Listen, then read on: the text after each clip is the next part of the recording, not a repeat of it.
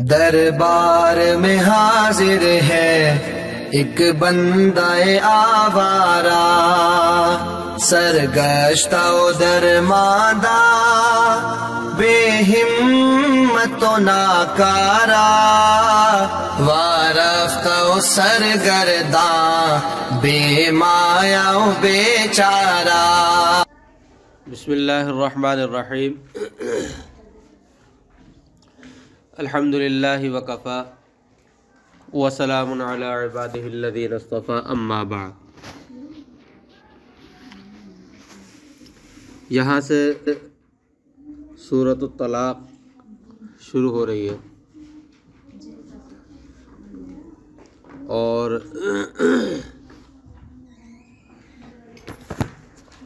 طلاق کے متعلق احکام سورہ بقرہ کے اندر بیان کیے گئے تھے۔ سورہ بقرہ میں دوسرے سپارے کے آخر میں اس کے احکام بیان کیے گئے ہیں، مفصل احکام بیان کیے گئے ہیں۔ باقی کچھ احکام یعنی کچھ سوال جو جواب طلب رہ گئے تھے، ان کو یہاں سورۃ الطلاق کے عنوان سے اس میں بیان کر دیا گیا، اور یہ جو ہے اس کو طلاق کے قانون کو، اس کے قوانین کو مکمل کر دیا گیا، کیونکہ طلاق ایک ناگزیر ضرورت ہے، ایک ایسی ضرورت ہے کہ جو مجبوری کی صورت میں، مجبوری کی حالت میں اس ضرورت کا استعمال کیا جاتا ہے، اس ضرورت کا استعمال کیا جاتا ہے مجبوری کی حالت میں، شرعی اصولوں کو مد نظر رکھتے ہوئے، شرعی مجبوریوں کو مد نظر رکھتے ہوئے اس کا استعمال کیا جاتا ہے۔ اللہ تبارک و تعالی نے اس کو ایک ایسی مجبوری کی صورت میں اس کو جو ہے جائز کیا ہے، اور اس کا طریقہ رکھا ہے کہ جب دو مرد اور عورت نکاح کے بندھن میں بندھ جاتے ہیں تو اس کے بعد اگر نباہ کی اور اجتماع کی صورت نہ ہو رہی ہو، نہ بن رہی ہو، تو ایسی مجبوری کی صورت میں پھر یہ طلاق کو جائز قرار دیا گیا، یعنی طلاق کا راستہ رکھا گیا، تاکہ اس سے پھر دونوں دوبارہ ایک دوسرے کے بندھن سے آزاد ہو کر پھر کہیں اور اپنا رابطہ کر سکیں، جوڑ سکیں۔ تو یہ ایک مجبوری کی ضرورت ہے، یہ ایک مجبوری کی ضرورت ہے۔ اب کچھ احکام طلاق کے متعلق بیان ہو گئے تھے، مثلا ان کو کچھ احکام کو پہلے دیکھتے ہیں، پھر سورت شروع کریں گے، تاکہ ان کو سامنے رکھ کر سورت کو پڑھنا اور سمجھنا آسان ہو۔ ایک بات تو یہ بیان کی گئی کہ طلاق 2 بار ہے، یعنی 2 بار تک کی طلاق تو ایسی ہے کہ جس کو دینے کے بعد رجوع کسی نہ کسی صورت میں رجوع کیا جا سکتا ہے۔ تو ان 2 الطلاق مرتان کہہ کر اس کو بیان فرمایا۔ پھر فَإِمْسَاكُمْ بِمَعْرُوفٍ أَوْ تَسْرِيحٌ بِإِحْسَانٍ، پھر یہ کہہ کر فرمایا سورہ بقرہ کے اندر کہ اس کے بعد یا تو روکنے کا اختیار ہے کہ چاہے تو دوبارہ معاملات درست ہو جائیں اور اپنے پاس روک کر رکھ لے، ایک طلاق پھر بھی ایک باقی ہے، تو اس صورت میں اگر نباہ ہو سکتا ہے تو نباہ لے، یا پھر اچھے طریقے سے رخصت کر دے، ٹھیک ہے۔ دوسری بات کہ مطلقہ عورتیں جو ہیں وہ اپنے آپ کو طلاق کے بعد 3 قروء کا لفظ استعمال ہوا ہے سورہ بقرہ کے اندر، کہ 3 قروء، 3 قروء اپنے آپ کو روکے رکھے۔ اب احناف کے نزدیک قروء سے مراد حیض ہے، اور امام مالک اور امام شافعی رحمۃ اللہ علیہ کے نزدیک قروء سے مراد طہر ہے۔ تو ان کے نزدیک عدت کا اعتبار طہر سے ہوگا، احناف کے نزدیک حیض سے ہوگا۔ حیض میں طلاق دینا منع ہے، تو اس لیے احناف کا جو قول ہے وہ زیادہ آیت کے زیادہ قریب اور مناسب ہے، اور آیت پر مکمل طور سے عمل ہو جاتا ہے اس پر، وہ اس لیے کہ جس طہر میں طلاق دی گئی اس کے بعد ایک حیض کامل، دوسرا کامل، تیسرا کامل قروء گزر جائیں گے، نہ زیادتی ہوگی نہ کمی ہوگی۔ جبکہ اگر طہر مراد لیا جائے تو اس صورت میں جس طہر عدت یا تو عدت کم ہو جائے گی یا عدت زیادہ ہو جائے گی۔ جس طہر میں دیا اس طہر کا کچھ نہ کچھ حصہ تو گزر گیا، اگر وہ بھی شمار کیا جائے تو پورے 3 کامل قروء نہیں ہوں گے، اور اگر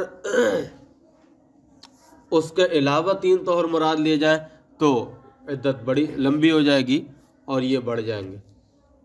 ٹھیک ہے؟ اچھا،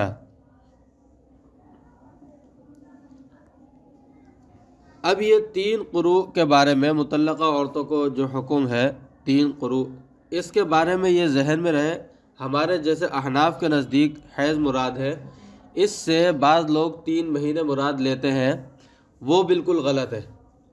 اہل علم تو 3 مہینے مراد نہیں لیتے، بعض عام لوگ اس سے یہ سمجھتے ہیں، وہ 3 مہینے مراد لیتے ہیں۔ تو جس کو اب بعض ایسی خواتین بھی ہوتی ہیں جن کو حیض ہر مہینے کے حساب سے نہیں آتا، بلکہ 1.5 مہینے، کسی کو 2 یا 2.5 مہینے کے، ان کی عادت یہ بنی ہوئی ہوتی ہے۔ تو اگر کسی کی ہر مہینے کی عادت نہیں ہے، 1.5 مہینے، 2 مہینے یا 2.5 مہینے کے بعد آتا ہے اور اس کی عادت بنی ہوئی ہے، اس کو بھی 3 قروء اسی حساب سے پورے کرنے ضروری ہیں۔ یہ نہیں ہے کہ وہ 3 مہینے گزار کر کیونکہ قرآن کریم کے اندر قروء کا لفظ استعمال کیا گیا 3 مہینوں کا، اگر 3 مہینوں تک کی بات ہوتی نا تو قرآن کریم سیدھے 3 مہینے کا ذکر کر دیتا۔ تو اس لیے یہ بات ذہن میں رہے کہ جس کی مدت اگر جو ہے 1.5 مہینے، 2 مہینے کے بعد جس کی عادت بنی ہوئی ہے کہ اس کے بعد اسے حیض آتا ہے، تو اس کو اس صورت میں بھی 3 حیض، اگر کسی کو 2 مہینے کے بعد آتا ہے تو سمجھے 6 مہینے پورے ہونے کے بعد اس کی عدت پوری ہوگی۔ آ رہی سمجھ میں؟ یہ بات اچھی طرح ذہن میں رہے۔ اور ایک اور بات ذہن میں رہے طلاق کے متعلق جو بعض اوقات بعض طالبات کو یہ خیال ہوتا ہے کہ ایک طلاق جب دے گا تو وہ کوئی بھی کسی بھی طریقے سے دے وہ طلاق رجعی ہوگی، اور اگر 2 طلاقیں دے دیں وہ کسی بھی طریقے سے دے وہ طلاق بائنہ ہوگی، اور 3 طلاق تو طلاق ہے۔ یعنی وہ طلاق کے کیفیت کا تعلق جو ہے عدد سے سمجھتی ہیں، رجعی، بائنہ اور مغلظہ ہونے کا تعلق عدد سے سمجھتی ہیں، یہ بالکل غلط ہے۔ صرف عدد سے جو تعلق ہے وہ طلاق مغلظہ کا ہے۔ طلاق رجعی اور طلاق بائنہ کا تعلق ہرگز عدد سے نہیں ہے۔ طلاق رجعی اس کو کہا جاتا ہے کہ جو صاف صریح الفاظ سے طلاق دی جائے وہ طلاق رجعی کہلاتی ہے، چاہے 1 دی جائے چاہے 2 دی جائے، چاہے 1 دی جائے چاہے 2 دی جائے۔ صریح الفاظ میں جو طلاق دے دی کہ میں نے تمہیں طلاق دی یا میں نے تمہیں آزاد کر دیا، یہ بھی ہمارے ہند و پاک کے اندر طلاق کے لیے صریح الفاظ استعمال ہوتے ہیں۔ تو یہ صریح الفاظ سے جب طلاق دے دی جائے تو یعنی صریح الفاظ کا مطلب یہ کہ اس میں طلاق کے علاوہ اور کسی چیز کا احتمال نہ ہو، یا تو عرف بتا دے یا الفاظ خود ہی بتا دے۔ تو اس صورت میں یہ طلاق صریح طلاق رجعی کہلائے گی، اور عدت گزرنے سے پہلے تک رجوع کرنے کا حق حاصل ہوگا۔ وہ رجوع کون سا ہوگا؟ رجوع بالقول بھی کر سکتے ہیں اور رجوع بالفعل بھی کر سکتے ہیں۔ رجوع بالفعل بالقول دونوں طرح کر سکتے ہیں، یعنی زبان سے کہہ کر تو رجوع کر سکتے ہیں، بالفعل بھی رجوع کر سکتے ہیں۔ مثال کے طور پر بوسہ لے لینا یا مباشرت کر لینا، یہ رجوع بالفعل کہلاتا ہے، یہ صرف طلاق رجعی کے اندر جائز ہے۔ اور اگر عدت گزر گئی 3 مہینے تو اب یہ بن جائے گی طلاق بائنہ۔ اور اسی طرح اگر کسی نے کنائی الفاظ سے طلاق دی اور مراد طلاق ہی لی، یعنی کنائی الفاظ استعمال کیے، مثال کے طور پہ کسی نے کہا کہ چلو تمہیں اجازت ہے، جاؤ اجازت ہے تمہیں، بہت ساری جگہ جانے کی اجازت ہوتی ہے، یہ کوئی ایسا نہیں ہے کہ جو طلاق کے لیے ہی عرفاً مراد ہو یا شرعاً، لیکن اس نے اس سے مراد لی طلاق، تو اس صورت میں اس پر طلاق بائنہ پڑے گی، اس صورت میں اس پر طلاق بائنہ پڑے گی، اور طلاق بائنہ میں رجوع کے لیے نکاح جدید کی ضرورت ہوتی ہے۔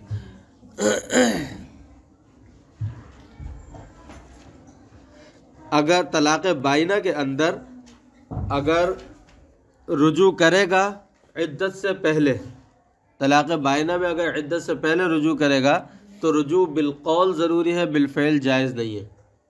رجوع بالقول ضروری ہے، بالفعل جائز نہیں ہے۔ البتہ عدت گزر گئی تو پھر دونوں صورتوں میں عدت گزرنے کے بعد نکاح جدید کرنا ضروری ہے، تجدید نکاح کرنا ضروری ہے۔ اسی طرح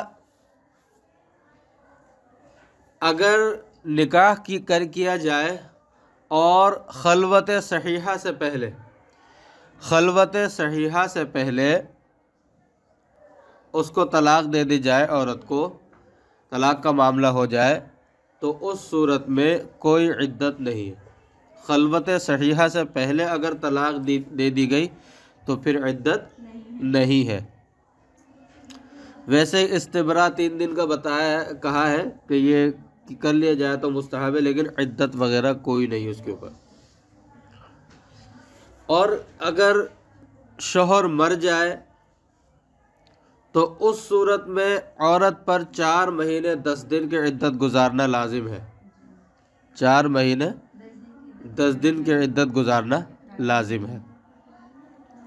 اب 4 مہینے 10 دن کس طرح ہو؟ اگر تو مہینے کے شروع میں پہلی تاریخ کو انتقال ہوا ہے تو پھر تو بس مہینہ چاہے 29 کے ہو چاہے 30 کے ہو، مہینوں کا حساب کر کے اور آگے 10 دن ملا کر عدت پوری ہو جائے گی۔ اور اگر بیچ مہینے کے اندر ہوا، یعنی پہلی تاریخ کو نہیں ہوا، کسی اور تاریخ میں انتقال ہوا ہے، تو پھر 130 دن پورے کرنے ضروری ہیں۔ عدت کے 130 دن پورے کرنے ضروری ہیں۔ اگر مہینے کے، یہ متوفی عنہا زوجہا کے بارے میں بتا رہا ہوں، کہ اگر مہینے کے پہلی تاریخ کو اگر طلاق واقع ہوا، شوہر کا انتقال ہوا ہے، تو پھر تو مہینوں کا اعتبار کر کے 4 مہینے گزارے جائیں، چاہے وہ مہینے کوئی مہینہ 29 کا آئے، کوئی مہینہ 30 کا آئے، اسلامی مہینے، تو 4 مہینے گزارے جائیں، اس کے بعد 10 دن گزارے جائیں اور عدت پوری ہو جائے گی۔ وہاں پر 130 دن کرنے کا حکم نہیں ہے۔ ہاں البتہ اگر پہلی تاریخ کو انتقال نہیں ہوا، بیچ میں یا کسی اور تاریخ میں انتقال ہوا ہے، تو اس صورت کے اندر پھر عدت گزارنے کا حکم یہ ہے کہ 130 دن پورے کیے جائیں عدت کے، متوفی عنہا زوجہا کے لیے۔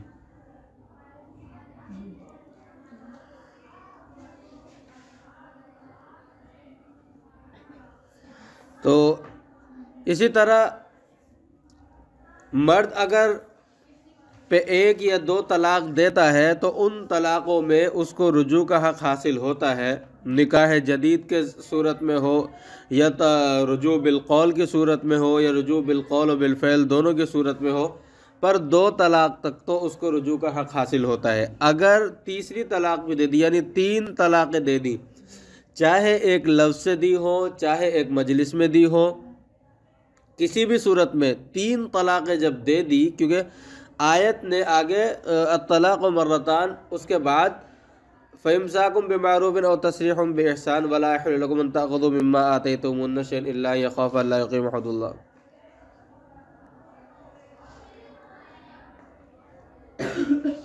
آگے فرماتے ہیں کہ اگر ایک اور طلاق دے دی گئی، یعنی 3 طلاقیں دے دی گئی، اس کے اندر تعداد کی، مجلس کی، اس کی کوئی شرط نہیں ہے۔ آ رہی سمجھ میں؟ کوئی شرط نہیں ہے کہ بلفظ واحد دی جائے یا بمجلس واحد دی جائے، تو اس صورت میں واقع نہیں ہوگی۔ جب طلاق 3 کا عدد پورا ہو جائے، اور جو میں نے آپ سے عرض کیا کہ طلاق مغلظہ کا تعلق عدد سے ہے، تو بس عدد جب پایا گیا تو اس صورت میں 3 طلاق یعنی طلاق مغلظہ واقع ہو جائیں گی۔ جیسا کہ ہمارے زمانے کے بعد حضرات وہ ایک مجلس میں چاہے 300 مرتبہ بھی دے دی گئی، بولتے ایک مجلس میں صرف ایک طلاق ہوگی، ایک لفظ سے دے دی گئی کہتے نہیں ایک لفظ سے دیے، بھلے اس نے 300 مرتبہ کا عدد استعمال کیا ہو پھر بھی بولتے نہیں طلاق نہیں ہو، ایک ہی طلاق ہوگی۔ ایسا ہرگز نہیں ہے، کسی امام کے نزدیک ایسا حکم نہیں ہے۔ 3 طلاق ہے، جب 3 کا عدد طلاق کا دے ہو گیا، کسی بھی صورت میں ہو 3 طلاقیں یعنی طلاق مغلظہ واقع ہو جائیں گی۔ اب ان کا آپس میں کوئی رابطہ نہیں اور نکاح نہیں ہو سکتا۔ اگر دوبارہ یہ دونوں نکاح کرنا بھی چاہیں تو اس صورت میں حلالہ ضروری ہے، اور حلالہ کسے کہتے ہیں کہ عدت گزارنے کے بعد پھر اس عورت کی کہیں اور شادی ہو جائے، نکاح ہو جائے، وہاں پر نکاح ہونے کے بعد وہ شوہر اگر مر جاتا ہے یا وہ شوہر اس کو طلاق دے دیتا ہے تو اس صورت میں پھر دوبارہ یہ اس شوہر کے لیے پہلے شوہر کے لیے حلال ہو سکتی ہے۔ لیکن یاد رہے حلالہ کے متعلق یہ یاد رہے کہ طے کر کے دوسرا نکاح ثانی طے کر کے کیا جائے کہ بھئی کس وجہ سے کیا جا رہا ہے، اور یعنی حلالہ کی غرض سے کیا جائے تو اس صورت میں آپ صلی اللہ علیہ وسلم نے سخت وعید بیان فرمایا لعن اللہ المحلل والمحلل له، حلالہ کرنے والا بھی لعنتی ہے اور جس کے لیے حلالہ کیا جا رہا ہے یعنی شوہر اول وہ بھی لعنتی ہے۔ یعنی اس معاملے میں جو شریک ہوں گے اس معاملے کے اندر سب کے سب لعنتی ہوں گے، جو اس معاملے میں شریک ہوں گے، چاہے وہ لڑکی کے بھائی وغیرہ شامل ہو، باپ شامل ہو یا شوہر اول شامل ہو، جو بھی شامل ہو سب لعنتی ہوں گے۔ حدیث کی روح سے پتہ چلتا ہے اس وجہ سے اس طرح حلالہ متعین کر کے حلالہ کرنا درست نہیں ہے۔ البتہ اگر متعین کر کے حلالہ کر دیا گیا تو حلالہ پھر بھی متحقق ہو جائے گا۔ حلالہ پھر بھی اگرچہ تعین کی صورت کے اندر وعید تو بیان کی گئی ہے، لیکن حلالہ کی جو شرط ہے وہ پائی جا رہی ہے۔ ہو کیوں جائے گا حلالہ، کیوں متحقق ہو جائے گا؟ وہ اس لیے ہو جائے گا کیونکہ حلالہ کی شرط پائی جا رہی ہے، نکاح ثانی اور پھر اس کے بعد طلاق، یہ حلالہ کی شرط پائی جا رہی ہے، اس لیے حلالہ متحقق ہو جائے گا۔ البتہ اس صورت میں یہ وعید آئے گی، اور لعنت جو دی جا رہی ہے وہ کوئی کم نہیں ہے۔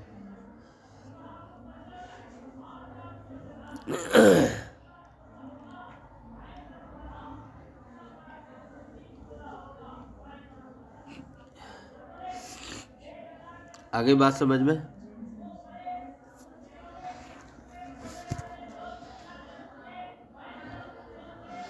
یا ایھا النبی، اے نبی،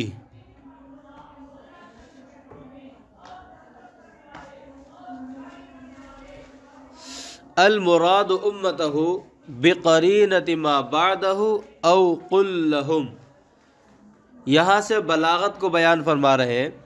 فرماتے ہیں کہ مراد نبی جو خطاب کیا ہے نبی کو، اس سے مراد امتہ یعنی آپ صلی اللہ علیہ وسلم کی امت ہے۔ کیوں؟ اس کا قرینہ کیا ہے کہ آگے جو آیت آ رہی ہے، جو حصہ آ رہا ہے اور جو باتیں آ رہی ہیں وہ اس بات پر دلالت کر رہی ہیں کہ امت مراد ہے۔ او قل لہم، یا یہ مراد کہ یا ایھا النبی، خطاب تو نبی صلی اللہ علیہ وسلم کو کیا، آگے یہ فرمایا کہ آپ ان لوگوں سے کہہ دیجئے پھر اذا طلقتم النساء۔ آگے بات سمجھ میں؟ اذا طلقتم النساء، جب تم عورتوں کو طلاق دو، ای اردتم الطلاق، یعنی جب تم طلاق دینے کا ارادہ کرو۔ اردتم الطلاق نکال کر ایک تو مفسر رحمۃ اللہ علیہ نے مجاز عقلی کو بیان فرمایا، دوسرا ایک شبہ ہو رہا تھا، اس شبہ کا ازالہ کیا ہے، یا یوں کہتے کہ ایک سوال ہو رہا تھا اس کا جواب دیا ہے۔ وہ یہ کہ یہاں آیت کے اندر آگے آ رہا ہے فطلقوہن، جب اذا طلقتم النساء فطلقوہن، کہ جب تم عورتوں کو طلاق دو تو تم ان کو طلاق دو، تو یہ ترتب الشیء علی نفسہ لازم آ رہا ہے، یہ ترتب الشیء علی نفسہ لازم آ رہا ہے، یعنی جب تم عورتوں کو طلاق دو تو تم طلاق دو، تو یہ ترتب الشیء علی نفسہ آیا کہ نہیں؟ تو ترتب الشیء علی نفسہ لازم آ رہا ہے جو کہ تحصیل حاصل ہوتا ہے، اور یہ جائز نہیں ہے۔ ترتب الشیء علی نفسہ یا تحصیل حاصل جائز نہیں ہے، یہ محال ہے۔ ترتب الشیء علی نفسہ یا تحصیل حاصل محال ہوتا ہے۔ تو یہاں پر آیت کے اندر تو بظاہر یہ لگ رہا ہے، تو مفسر رحمۃ اللہ علیہ نے فرمایا اردتم الطلاق نکال کر مفسر رحمۃ اللہ علیہ نے اس شبہ کو ختم کر دیا کہ یہاں پر اذا طلقتم النساء سے مراد کہ جب تم طلاق دینے کا ارادہ کرو، یہ مراد ہے، تو شبہ کا ازالہ، شبہ ختم ہو گیا۔ ترتب الشیء علی نفسہ یعنی کہتے ہیں کہ ایک چیز اپنے اوپر ہی مرتب ہو رہی ہے، ایک چیز اپنے اوپر ہی مرتب ہو رہی ہے۔ جیسے مثال کے طور پہ میں یوں کہوں، جب میں سوؤں تو سوؤں گا، جب میں سوؤں تو سوؤں گا۔ یوں تو کہہ سکتے ہیں کہ جب میں لیٹوں تو سوؤں گا، یہ ترتب الشیء علی غیرہ ہی آ رہا ہے۔ نیند کا ترتب لیٹنے پر آ رہا ہے، لیکن میں کہوں کہ جب میں سوؤں تو سوؤں گا، تو یہ آ رہا ہے ترتب الشیء علی نفسہ کہ نیند کو نیند پر ہی مرتب کر رہا ہوں میں، تو یہ غلط ہے، یہ محال ہے۔ آگے سمجھ میں، فَطَلِّقُوهُنَّ لِعِدَّتِهِنَّ، تو تم ان کو طلاق دو ان کے عدت کے حساب سے، لِأَوَّلِهَا نکال کر اس کے متعلق کو بیان فرمایا، فَطَلِّقُوهُنَّ لِعِدَّتِهِنَّ کہ اول عدت کے اندر ان کو طلاق دو، اول عدت کے اندر ان کو۔ اچھا، امام مالک اور امام شافعی رحمۃ اللہ علیہ کے نزدیک عدت جو ہے وہ کس حساب سے ہوتی ہے؟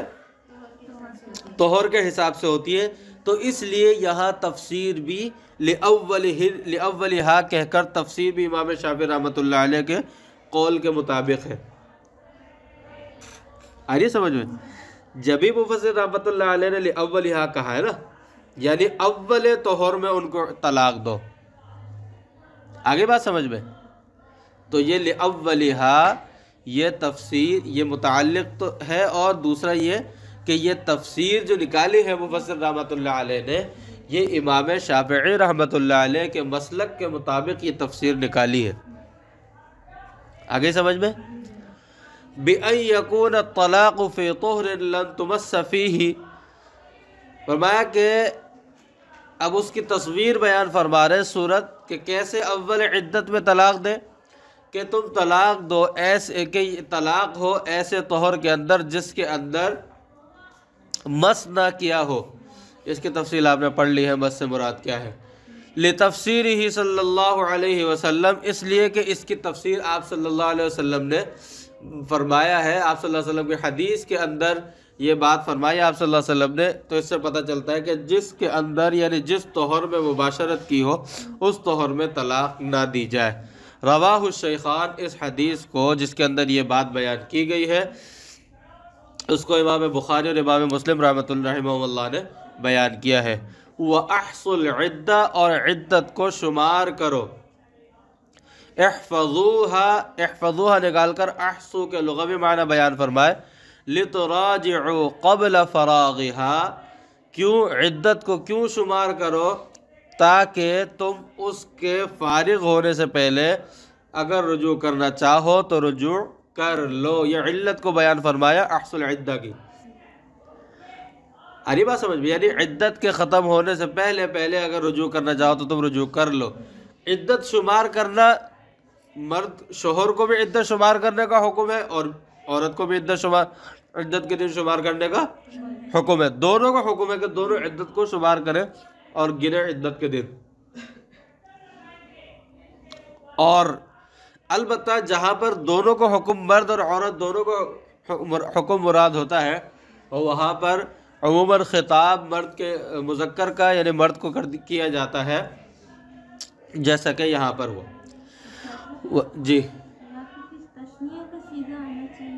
جی یہی عرض کیا کہ جہاں پر دونوں کو مراد ہوتا ہے تو وہاں پر عموماً خطاب مرد کو کیا جاتا ہے اور عورت اس کے تحت شامل ہوتی ہے۔ یہ سیاق و سباق سے پتہ چل جاتا ہے۔ وَاتَّقُوا اللَّهَ رَبَّكُمْ، اور تم تقوی اختیار کرو، تم ڈرو اب اللہ تبارک و تعالی سے جو کہ تمہارا رب ہے. اطیعوہ فی امرہ ونہیہ، یہ تقوی کا بیان فرمایا کہ اس کی اطاعت کرو اس کے امر میں اور اس کے اوامر اور نواہی کے اندر اس کی اطاعت کرو. یہ تقوی کا بیان ہے، یہ تقوی کا بیان ہے، تقوی اس کی غرض ہے.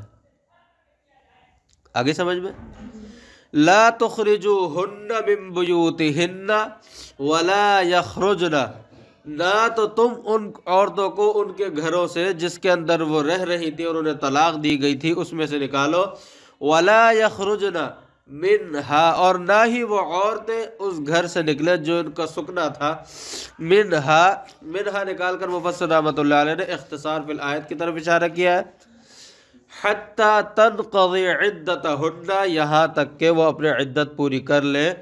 اس کی غرض ہے بیان غایت، بیان غایت یعنی کب تک نہ نکلے، نہ تم نکالو نہ وہ نکلے، یہاں تک کہ وہ اپنی عدت پوری کر لے. عورت کو جب طلاق دی جائے تو اس صورت میں طلاق ہو یا پھر شوہر کا انتقال ہو جائے، دونوں صورتوں میں عدت شوہر کے گھر گزارنا لازم ہے. عدت شوہر کے گھر گزارنا لازم ہے.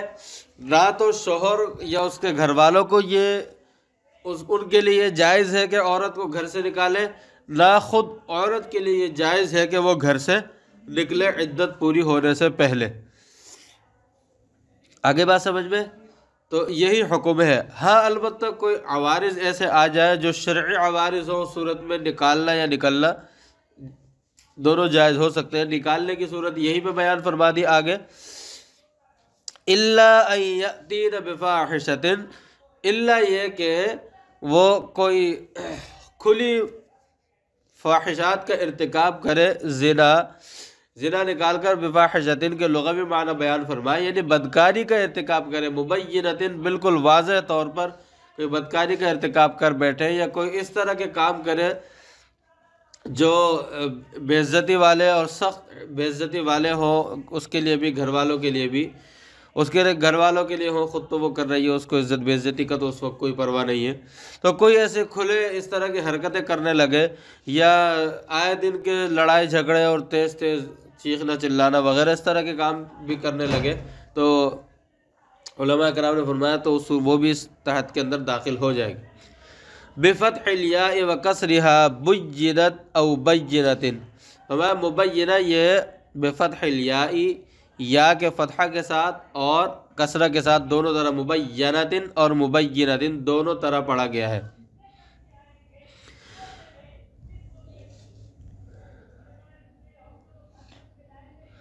اگر اس کو مبینت پڑھے تو صورت میں بینت اس کے معنی ہوں گے، اور اگر اس کو مبینت پڑھے کسرے کے ساتھ تو صورت میں بینت اس کے معنی ہوں گے.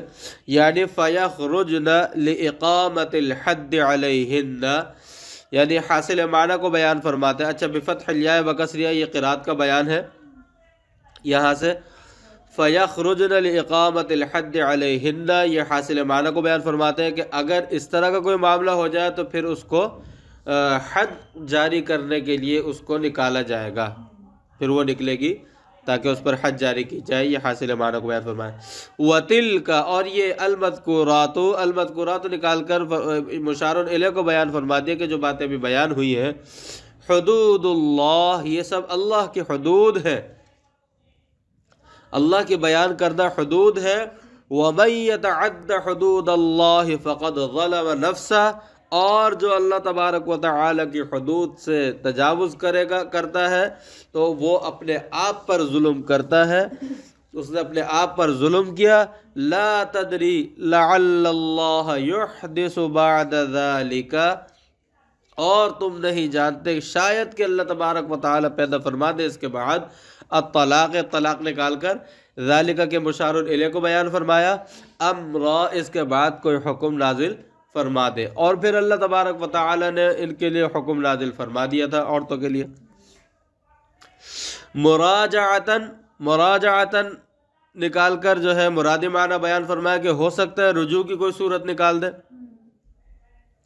فیما اذا کان واحدۃ او اثنتین، یہ محل کو بیان کیا، محل عام کو بیان فرما دیا کہ اس میں یعنی جو طلاق واقع ہوئی ہے اس میں کوئی رجوع کی صورت، کوئی اللہ تعالیٰ کوئی حکم نکال دے، وہ یہ کہ اگر طلاق ایک یا دو ہو تو رجوع کی صورت پیدا ہو جائے، دونوں کے معاملات درست ہونے لگ جائے، یا دونوں معاملات صلح کر لیں اور اس کے بعد رجوع کی صورت پیدا ہو جائے۔ فَإِذَا بَلَغْنَ أَجَلَهُنَّ، اور جب وہ اپنی عدت کو، اپنی مدت کو پہنچ جائے، قَارَبْنَ انقضاء عدتهن، یعنی اپنے عدت کے پوری ہونے کے قریب پہنچ جائے، یہ مجاز مشارفہ کو بیان فرمایا۔ مجاز مشارفہ یعنی بس آنے والی ہے، استشراف کا لفظ بھی استعمال ہوتا ہے نا کہ جب دیکھ رہے ہوتے ہیں تو بس کسی کے آنے کی توقع ہوتی ہے، وہ اس کے لیے استشراف کا لفظ بھی استعمال کیا جاتا ہے۔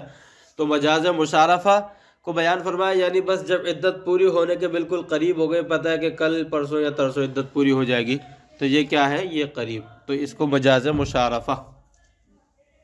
فَأَمْسِكُوهُنَّ، تو تم ان عورتوں کو روک لو، بِأَن تُرَاجِعُوهُنَّ، امسکوہن کی تصویر بیان فرما رہے ہیں، کس طرح کہ یا تو تم ان سے رجوع کر لو اگر ایک یا دو طلاقیں ہوں، بمعروف، اچھے انداز سے، من غیر ضرار، بغیر کسی زور زبردستی کے، بغیر کسی نقصان کے، بمعروف من غیر ضرار، یہ جو ہے معروف کا بیان ہے۔ کس کا بیان ہے؟ پیچھے جو بمعروف ذکر اس کا بیان ہے، اور دوسرا یہ بھی کہہ سکتے ہیں کہ یہ معروف کی تصویر ہے، اس کی صورت کو بیان فرمایا۔ او فارقوہن بمعروف، یا پھر تم ان کو جدا کر دو، وہ بھی اچھے انداز سے۔ اترکوہن حتی تنقضی عدتہن ولا تضاروہن بالمراجعۃ، کہ یعنی تم ان کو چھوڑ دو یہاں تک کہ وہ اپنی عدت پوری کر لے، اور تم ان کو رجوع کرنے پر مجبور نہ کرو۔ یہ بھی معروف کا بیان ہے یا پھر اس کی تصویر ہے، دونوں کہہ سکتے ہیں۔ وَأَشْهِدُوا ذَوَيْ عَدْلٍ مِّنْكُمْ، اور تم گواہ بنا لو اپنے میں سے دو انصاف کرنے والے لوگوں کو، دو عادل آدمیوں کو گواہ بنا لو۔ کس چیز پہ؟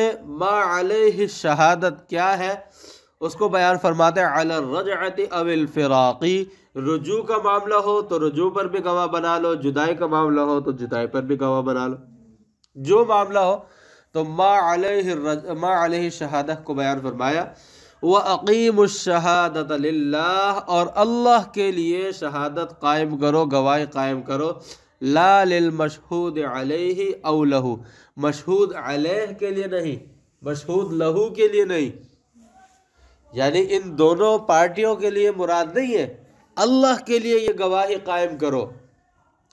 وَأَقِيمُوا الشَّهَادَةَ لِلَّهِ، یہ آگے لام للمشہود علیہ و لہو نکال کر یہ بتا دیا کہ للہ پر جو لام ہے یہ لام تخصیص ہے، یہ لام جو ہے لام تخصیص ہے کہ صرف اللہ کے لیے گواہی قائم کرو،